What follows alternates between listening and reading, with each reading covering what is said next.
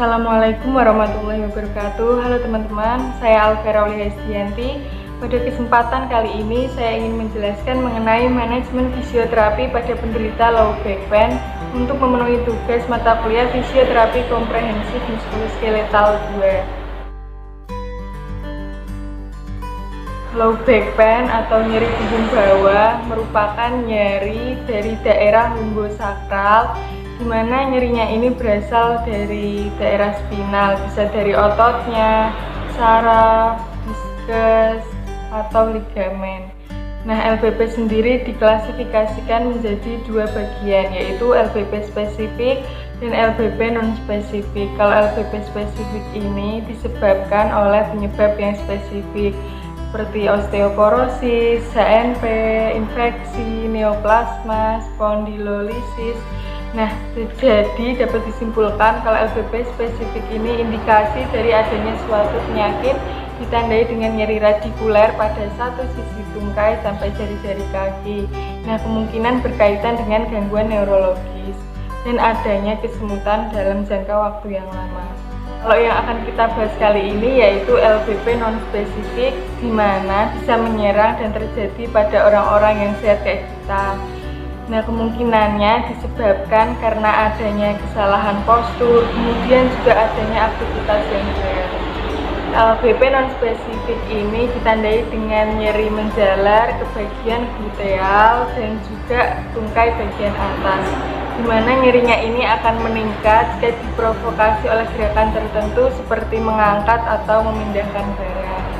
Nah, vertebra ini memiliki struktur yang kompleks, di mana secara garis besar terbagi menjadi dua bagian, yaitu bagian anterior dan bagian posterior. Nah, kalau bagian anterior itu terdiri dari korpus vertebra yang dihubungkan dengan diskus intervertebralis dan dilekatkan oleh ligamentum longitudinal anterior dan posterior. Sedangkan yang bagian posterior ini tersusun atas bagian pedikel, lamina, canalis vertebralis, processus transversus, dan processus spinosus, di mana dia itu akan menjadi pelindung dari kolumna vertebra. Nah, kolumna vertebra terdiri dari 5 segmen, yaitu segmen cervical 7 ruas, kemudian torakal 12 ruas, lalu ada lumbal 5 ruas, kemudian sakrum 5 ruas, dan soksigis 4 ruas. Nah, pada kondisi LBP ini otot ekstensor itu lebih lemah dibandingkan dengan otot fleksor. Walaupun otot bukan sebagai sumber nyeri, tetapi muscle spindle diinervasi oleh sistem saraf simpatis, di mana hiperaktivitas kronis maka akan menyebabkan muscle spindle-nya itu mengalami spasme, bahkan adanya nyeri tekan. Nah, berdasarkan sifatnya sendiri, LBP dibedakan menjadi 3, yaitu LBP akut, di mana nyerinya ini timbul secara tiba-tiba dengan kisaran waktu kurang dari 6 minggu. Kemudian ada subakut, yaitu rentang waktunya 6-12 minggu, dan LBP kronis, yaitu nyeri yang terjadi secara berulang dalam jangka waktu yang lama lebih dari 3 bulan. Manajemen fisioterapi pada kondisi muskuloskeletal kasus LBP dimulai dengan anamnesis. Pertanyaan intinya itu meliputi usia, pekerjaan, gaya hidup, karena usia pasien itu berkaitan dengan kekuatan otot, di mana jika usianya semakin bertambah, maka kekuatan ototnya akan semakin menurun. Nah, jenis kelamin juga, di mana wanita itu lebih rentan terkena daripada pria. Lalu ada juga pekerjaan yang berkaitan dengan posisi statis dalam jangka waktu yang lama. Kemudian ada juga gaya hidup seperti kebiasaan merokok dan orang-orang mageran yang jarang berolahraga. Lalu adanya riwayat penyakit pasien. Nah, untuk mendapatkan diagnosis diperlukan anamnesis yang tepat sehingga red flag-nya itu dapat terdeteksi. Nah, red flag pada LBP yaitu yang pertama, timbul LBP di atas 50 tahun, di mana nyerinya ini muncul secara terus-menerus di malam hari tanpa adanya perubahan postur atau gerakan. dan penurunan berat badan tanpa ada penyebabnya yang jelas. Nah, yang kedua ada riwayat karsinoma dan juga gangguan radang saluran kemih. Nah, yang ketiga ada usia di bawah 20 tahun di mana muncul morning stiffness lebih dari 1 jam dengan jenis kelamin laki-laki. Nah, yang keempat juga ada pemakaian obat-obatan kortikosteroid. Selanjutnya, fisioterapis dapat melakukan pemeriksaan fisik melalui inspeksi yang bertujuan untuk melihat dari gaya berjalannya apakah dominan di salah satu sisi karena adanya kesalahan postur. Kemudian juga bisa melihat kesimetrisan dari bahu kanan dan bahu kiri. Nah, proses yang kedua, kita bisa palpasi pasien untuk mengetahui adanya spasme atau adanya trigger point dan untuk mengetahui adanya nyeri tekan. Selain itu juga palpasi bagian vertebra dapat digunakan untuk mengetahui alignment vertebra dari pasien. Selanjutnya dapat juga dilakukan pemeriksaan motorik melalui MMT untuk mengetahui kekuatan otot dan juga mengukur range of motion dari trunk. Nah, untuk mengetahui aktivitas fungsional pasien dapat diukur menggunakan Oswestry Disability Index atau Quebec Back Pain Disability Scale.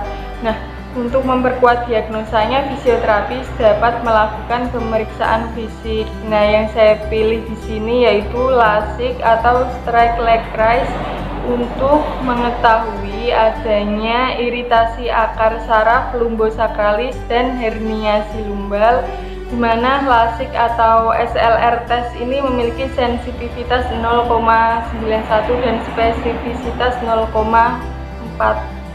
Nah, kemudian fisioterapis ini dapat menentukan problematika dari pasien, apakah ada kelemahan otot, gangguan fungsional, nyeri, keterbatasan gerak, atau mungkin adanya spasme pada otot erector spine dan pada otot quadratus lumborum. Nah, selanjutnya fisioterapis dapat menyusun planning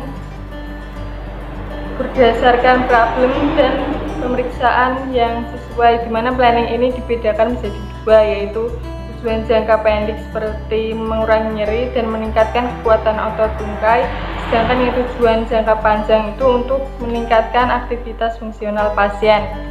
Nah, selanjutnya dapat diberikan treatment yang sesuai dengan kondisi pasien. Nah, LBP non-spesifik ini, RBP dapat dipilih sebagai treatment yang efektif dengan peraturan yang telah dibuat IR luminus 500 watt dengan jarak 50 sampai 45 sampai 50 cm dengan 10 sesi, di mana setiap sesinya itu 15 menit dengan frekuensi 3 hari per minggu selama 4 minggu.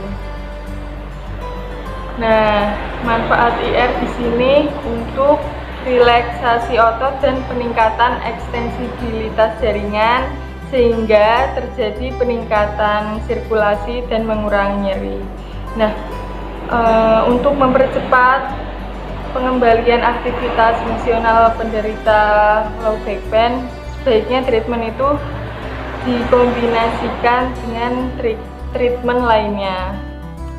Nah, untuk home program pasien low back pain dapat dilakukan di rumah dengan core stability exercise yang aman untuk elderly people dengan gerakan sebagai berikut.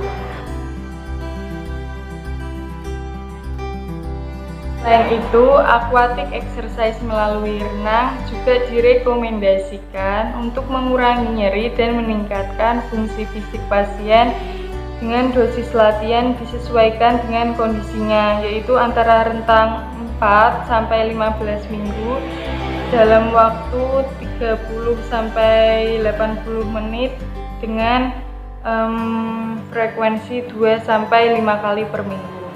Nah, edukasi yang perlu diberikan kepada penderita low back pain yaitu untuk menjaga berat badan karena LBP berkaitan dengan indeks massa tubuh yang berlebihan. Kemudian yang kedua, penggunaan sepatu harus yang nyaman. Kemudian yang ketiga, memperhatikan postur ketika sedang duduk, berdiri, tidur, atau saat mengangkat atau memindahkan barang. Dan jangan lupa untuk rajin berolahraga. Nah, yang terakhir, fisioterapis dapat melakukan evaluasi rutin atau berkala untuk mengetahui pre dan post treatment apakah ada peningkatan yang signifikan dari pasien LBP itu tadi. Nah, sekian yang dapat saya sampaikan. Terima kasih telah menonton. Mohon maaf bila ada salah-salah kata yang tidak disengaja dan tidak mungkin disengaja. Wassalamualaikum warahmatullahi wabarakatuh.